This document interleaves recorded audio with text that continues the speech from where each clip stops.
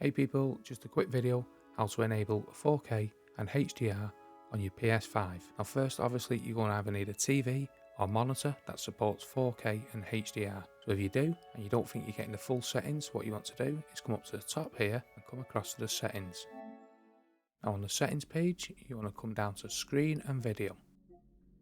And then you want video output, and if you select this top one here, video output information, it'll tell you all the information about the monitor you are currently plugged into. As I'm screen recording, all this data is not quite correct for me. As you can see, it tells you the resolution, the VR and 4K and the HDR if they're compatible. So once you confirm your monitor is compatible with all these settings, you want to come back and you want to select the resolution here and you want to select the highest setting. And obviously if you have VRR on your monitor or TV, you want to select this to turn on, and then the 4K rate, I'd always leave this at automatic. And that is how to enable 4K and HDR on your PS5.